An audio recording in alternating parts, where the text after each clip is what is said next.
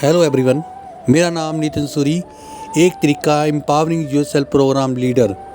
आज मैं आपके लिए लाया हूँ एक नया टॉपिक। मेरे टॉपिक का नाम है मैं केयरफुल हूँ, मेरी कोई परवाह नहीं करता। बहुत ही इम्पोर्टेंट टॉपिक है, आपने अपनी लाइफ में देखना है और मेरे साथ आपने भी अपनी लाइफ में काम करना है। और आज आपके लिए कुछ नए तरीके खुलेंगे ज़िंदगी को देखने के लिए, तो आपने अब इसको बड़े ध्यान से सुनना है। तो सबसे पहले हम बात करेंगे आघात। आघात क्या होता है? आघात जैसे कोई घटना होती है जो हमको एक शॉक लगता है, एक धक्का लगता है, एक ठोकर लगती है, ज़िंदगी में होती है अपनी लाइफ में। एक उम्र होती है बचपन में, 5 साल की उम्र के बाद, तो वो जो ऐसा घात होता है हमारे दिल पे लिखा जाता है, तो हम उसको ना कभी भूल नहीं पाते। तो सारी ज़िंदगी जो घात होता है हमारे साथ ही चलता है। तो आज हम देखेंगे घात क्या होता है, कैसे बनता है और क्या क्या रिजल्ट होती हैं, क्या ज़िंदगी में महत्वपूर्ण होता है और इसके नुकसान भी होते हैं। तो एक तरीका आपको ये भी बताया गया, आप उसको ख़त्म भी कर सकते हो। ख़त्म नहीं कर सकते कहने का मतलब ये है कि आप उसको देख सकते हो, अपनी लाइफ का एक तरीका उस पर लगा के उसको बदल सकते हो। आघात एक अदृश्य शक्ति है जो ना हमारे जीवन को एक आकार देती है। ये हमारे जीने के एक तरीके, हमारा प्यार करने का तरीका, दुनिया को समझने का तरीका, सबको ना एक आकार देती है। ये हमारे सब घावों की एक जड़ है। तो मेरे कहने का मतलब कि घाव वह नहीं होते जो आपके साथ होता है, यह वही हैं जो आपके साथ घटित होने वाले परिणाम स्वरूप आपके भीतर घटित होता है। देखो, घटना होती है, कार से एक्सीडेंट हो गया, कुछ हो गया, रास्ते में कुछ हो गया तो आपकी कोई फ्रैक्चर हो गया, ठीक है, कोई घाव लग गया, वो तो भर जाते हैं, ठीक हो जाते हैं। पर कुछ ऐसे ने घाव होते हैं, कुछ ऐसा हुआ लाइफ में, घटना घटी और उसके परिणाम स्वरूप क्या होता है, घटना घटती है बाहर, पर अंदर भी घटनाएं घटित होती है अपने अंदर। उसके परिणाम सूत्र एक घटना जो घटित होती है वह एक बस सिर की चोट नहीं होती, बल्कि मुझे वो चोट लगती है। अगर मेरा आघात यह होता है कि जैसे क्या हुआ, मैं अपनी लाइफ आपके साथ शेयर करना चाहता हूँ। तो मेरी उम्र तकरीबन, मैं 4 साल या 5 साल, 4 साढ़े 4 साल का था मैं उस टाइम। तो मैं नहा रहा था, तो मेरे हाथ से जो तेल की शीशी थी वो फिसल गई। मैं फिसल गया और तेल की शीशी मेरे हाथ से फिसल कर मेरे हाथ में ही घुस गई और उससे मेरा ना हाथ, दोनों पासों से, छोटा हाथ था, कट गया, अलग हो गया। तो 2 टुकड़े हुए कि कट के लमक गया, इतना गहरा घाव हुआ उस टाइम। तो वो घटना तो मेरे साथ हुई। तब मेरी मम्मी थी वहाँ पर, उसने मुझे उठाया और कपड़े से हाथ को बांध दिया। तो ना वो मुझे उठाकर भाग रही है, इधर उधर भाग रही है, रो रही है, इधर भाग रही है। तो मैं ना वो सारा सीन देख रहा हूँ, थोड़ा होश में भी हूँ, थोड़ा बेहोश भी में हूँ। तो मुझे पता है मेरा ना खून निकल रहा है बहुत।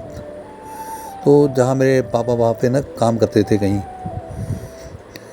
तो उस टाइम पे जो मेरे मम्मी पापा के पास गई देखने, कहने के लिए चलो हॉस्पिटल चलते हैं लेकर। तो उस टाइम पे मेरे पापा वहाँ पे नहीं थे।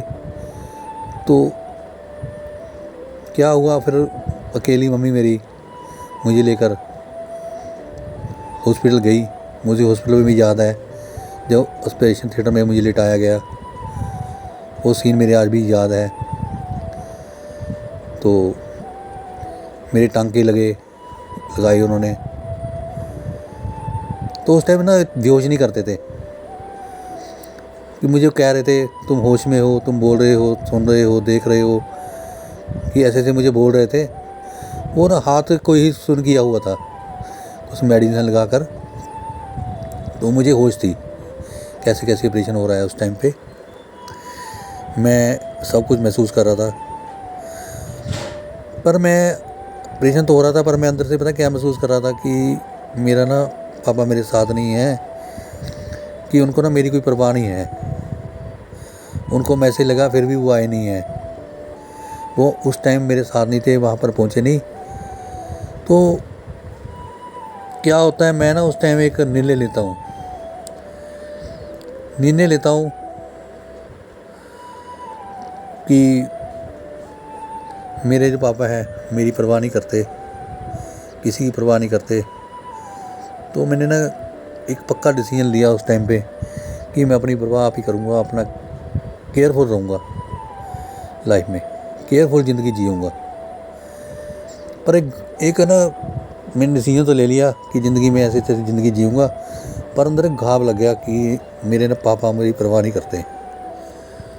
तो उनको मैं ना उस नज़र से देखता था कि मेरी परवाह नहीं करते, मुझसे प्यार नहीं करते, उनको मेरे साथ कोई मतलब नहीं है।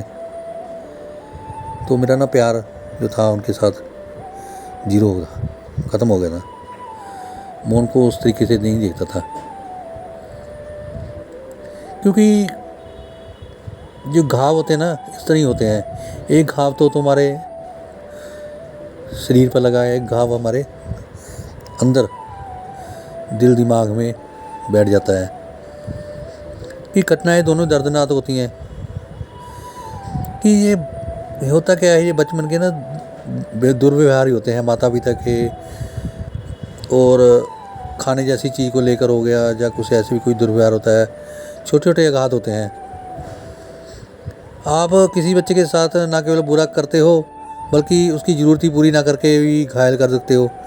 जैसे हम किसी के बच्चे की जिद होती है ना, हम पूरी नहीं करते, तो उस टाइम भी बच्चे के मन में ना कोई आघात पैदा होता है अनजाने में। अपने बच्चे के छोटे छोटे ना घात पैदा हो जाते हैं, पहुंच जाते हैं। उसे पता कैसे होगा, क्योंकि जैसा कि वह स्वीकार करता है उसने उन्हें अपने बच्चे पर थोप देते हैं। फिर माँ बाप भी ना उस तरीके से थोप देते हैं। तो उस टाइम पे जो सिचुएशन होती है ऐसी होती है। तो केयरफुल होना मेरे लिए बढ़िया तो रहा। मैंने अपनी ज़िंदगी बड़े तरीके से जी, बड़ी सावधानी से मैं बाज़ार में जाता हूँ, हर काम करता हूँ सावधानी से, केयरफुल तरीके से। और इवन मैं स्कूटी भी चलाता हूँ बड़ी धीरे। तो मेरा ना काम जो है ऐसे ही चलता है, केयरफुल से। पर इसका ना एक नुकसान मैं देखा अपनी लाइफ में कि जब मेरी शादी हो गई, मेरे बच्चे हुए, तो ना मैंने बच्चे ना खेलना चाहते थे, बाज़ार जाना चाहते, खेलने जाते थे, तो उनको खेलने नहीं देता था। इवन उनको रोकता था, कोई तीखी चीज़ नहीं हाथ में लेनी, डांटता था, लड़ता था। तो उनको ना खेलने ना देने का, ना भागने ना देने का, ना उनकी ना मेरे दोनों बच्चों की ना टांगे जो थी कमज़ोर हो गई। वो खेलते थे ना नीचे गिर जाते थे, इतनी कमज़ोर हो गई। डॉक्टर ने कहा ये तो चलती नहीं है, भागते नहीं हैं, साइकिल नहीं चलाते हैं, कोई एक्टिविटी नहीं करते हैं, दौड़ते नहीं हैं। तो तभी मैं वो चीज़ नहीं कराया। तो मेरी बेटी कहती है, मैंने ना पापा स्कूटी चलानी है, साइकिल चलाना है, चलाने देता था। फिर जब मैंने एक एम्पावरिंग प्रोग्राम के दौरान मैंने देखा अपनी लाइफ में कि मैं ना जो कर रहा हूँ, एक बचपन में घटना हुई थी उसके साथ एक व्यवहार बना लिया है मैंने, उसको ही कर रहा हूँ। इससे मेरी ज़िंदगी तो ख़राब हो रही है, बच्चों की भी ख़राब कर रहा हूँ। तो मैंने ना ये चीज़ को तोड़ा। उस टाइम पे मेरे पास एक विकल्प था, मैं ऐसे भी हो सकता हूँ, वैसे भी हो सकता हूँ। ठीक है, जहाँ पे केयरफुल होना है वहाँ पे केयरफुल हो जाऊँ, पर जहाँ पर नहीं होना चाहिए नहीं करने की ज़रूरत है तो नहीं करने की ज़रूरत है। क्योंकि मैं इसके साथ चिंता भी साथ में थी। चिंता ऐसी थी जैसे हमारे घर में ना कोई बाहर चला जाता है स्कूटी लेकर गया, तो मैं ना चिंता करने लग जाता हूँ। तो मैं ना जो चिंता है मेरी इतनी बढ़ जाती है, तो मुझे होता है पता नहीं उनका एक्सीडेंट हो गया है, पता नहीं खो गए हैं, कोई स्कूटी उठा के ले गया है। ये चिंता मुझे बड़ी बनती है। केयरफुल हो ना, मुझे चिंता रहती है कि उनके ना उनके साथ कुछ घटना ना हो जाए, बच्चों के साथ, मम्मी डैडी के साथ, किसी के साथ भी। ये घटना को लेके ना बड़ा परेशान होता हूँ मैं। तो मुझे ना बहुत चिंता होती है, पता नहीं क्या हो गया, वो लेट हो गए हैं, तो बहुत परेशान होता हूँ।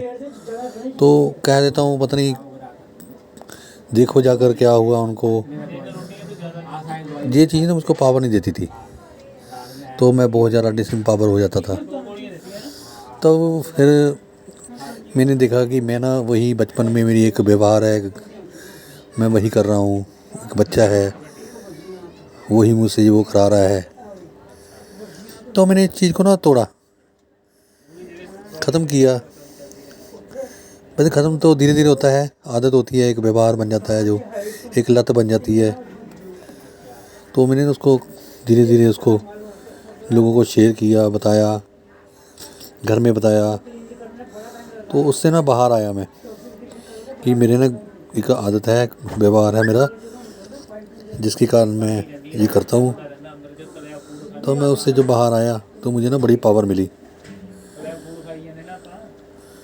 बहुत ज़्यादा प्यार मिला। मैंने पापा के साथ भी शेयर किया, उनसे प्यार मिला, मेरे रिलेशन अच्छे हुए। तो आप भी अपनी लाइफ में देखें कहाँ कहाँ फंसे हुए हैं, कहाँ पर आपने इस तरह की एक आइडेंटिटी बनाई हुई है, एक पहचान बनाई हुई है जो आपको परेशान कर रही है। तो उस के ऊपर आप काम कीजिए, अपनी लाइफ को देखें। एक तरीका एम्पावरिंग यूएसएल प्रोग्राम में आप